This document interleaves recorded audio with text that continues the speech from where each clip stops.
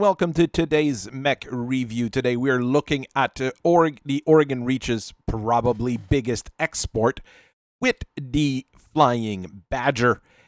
Yes, it looks like a Griffin, a Shadowhawk, and a Wolverine were smashed together, but that was the original intent of the design. We've been building Shadowhawks, well, not completely, just parts for the Shadowhawks mainly, but Griffins and Wolverines in fairly large amounts around here. At some point, we realized that maybe we could mash them all together into a funny little machine once we kind of started understanding how omnimechs worked. This has been an ongoing project in the Aurigan Reaches from way before I started working here at Flanagan's. Yes, the original design is from Flanagan, and it was exported and brought to different factories here. It's mainly being produced by the good people at Aurigan Armored Industries on Guldra. There are some that are coming out of the factories on Coromadir as well. Basically, as long as we're able to get the parts out, we assemble them here in Flanagan's as well. So it's not a very difficult design in the long run. It's a Wolverine, a Shadowhawk, and a Griffin merged together. We went with a fairly basic omnimech design here in the 3070s. The model that I have here as a TRO readout is from the 3120s. That's the most recent model of the Flying Badger, the one that we're actually producing now and exporting to, well, the people who want them in the Rimwood periphery. And we've actually started getting a few customers in Clan Seafox, and we've heard that Clan Wolf has been using them as well. So we're pretty happy that we're reaching that point. Well, if it's a Griffin, a Wolverine, and a Shadowhawk mashed together, well, you know for sure what kind of engine we decided to put in it. The good old classic Cortec 275. Some people wanted us to use the Nissan 275 XL, but here's the big kicker. Here we don't build the 275 XL. While the Cortec 275, we have a license to build around here. So that's the one we went with. This current model is built on clan standard for just about everything. The ferrofibers, the endo steel is clan graded. The heat sinks are clan graded. If we look at some of the previous model, the 5 series, those were built with some clan parts and some inner sphere parts, and there are inner sphere kits available for this mech as well, depending on how much you're willing to pay for it and what kind of resources available where you're at. It's a straightforward machine. 9 tons of ferrofibrous armor from Mechwarrior, which is a local producer. And that Cortec 275 giving you a speed of 86 kilometers per hour. You get 5 jump jets for a jump range of 150 meters. It's a Wolverine, it's a Griffin, and it jumps further than the Shadowhawk. So there's not much to ape there.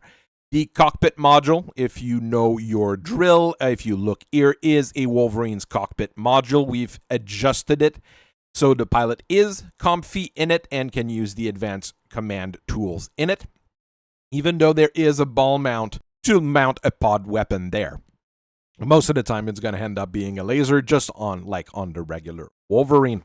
We've been, like I said, building those around for a little while here. Here's the logo for the project. It starts from like I said, the 3070s, and we've been iterating on it. The most recent one with Clan Technology, 3130s here. That is when we started really being able to incorporate clan weapons in it.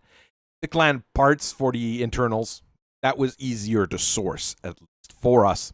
If we look at the variants, which is probably what a lot of you would want to look at, there's a huge number of them, starting with a few of the primitive 5 series.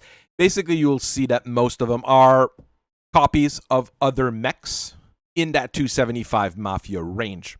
The primitive versions are available as well here if you want to look at them. I have them ready for people to look at.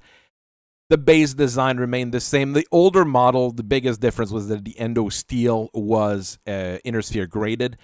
Clan ferrofibers has been in production around here for, well, since the 70s. And clan heat sinks as well, been some of our major exports.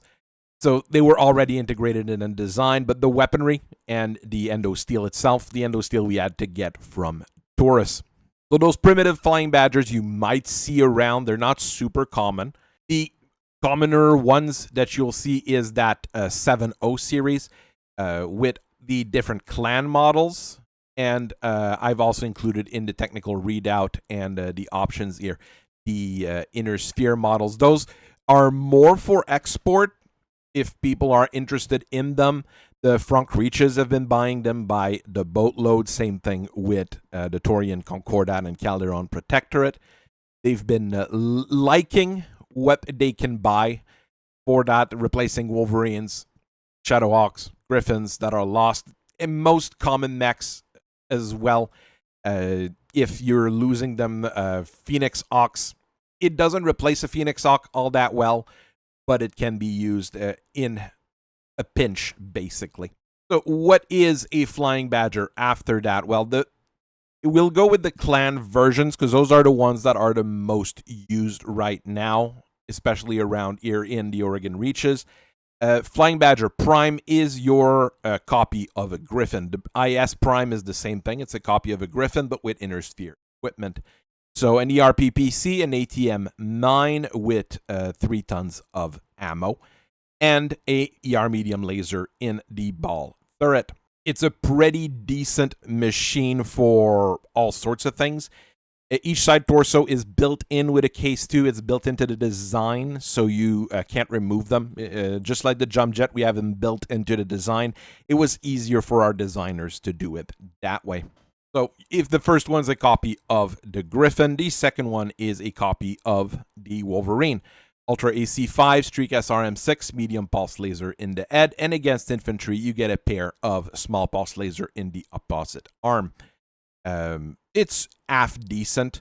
Some people don't like ultra autocannons. Some people don't like this, don't like that, obviously. But since it's a pod-equipped mech, you can switch it for the operation that you need rather than being stuck with it. Bravo configuration is one that we were commissioned to make as a bombardment unit. 6 tons of ATM rounds with 2 of those ATM 9s mounted on the shoulders. Against infantries, you get a pair of micropulse lasers. It's not fantastic. It's not my first choice, let's say, as a design, but as a medium bombardment mech, it's not terrible. Charlie is your Shadowhawk clone, LB5X, Streak SRM2, ER medium laser, micropulse laser against infantry. And the missile rack is a 10-rack clan long-range missiles with an Artemis guidance. It's probably better than a regular Shadowhawk. It's probably not the best mech ever.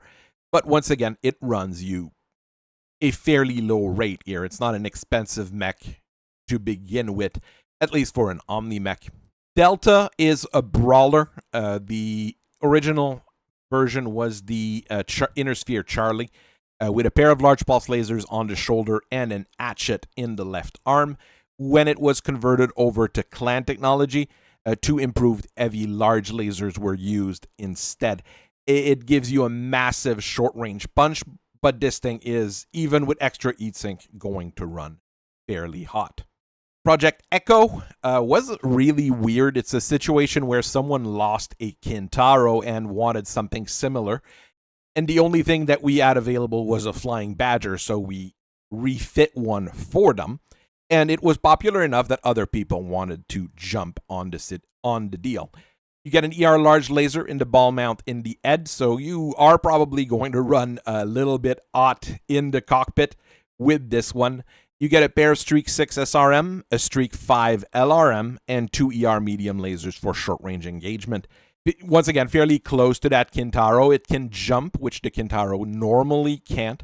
It gives you a little bit more leeway here. If you want to run a specialty ammo, we can swap the Streak for regular SRMs and regular LRMs. This is just the base design. As with most clan machines that are omnimechs, you can swap them around. It's close enough to a clan machine nowadays that, like I said, Clan Wolf and Clan Sea Fox have been buying this in small amounts, not massive, but enough to say that they're going to have a presence in the core of the Inner Sphere for a little while at least. I'm quite happy with this particular design, and we have the plans available if someone wants to look at them that are available here. It'll be available on the website as well from ComNet and WolfNet and CorpNet. Basically, every organization that is allowing me to publish those videos will have access to them. You have a little bit more history on the design as well.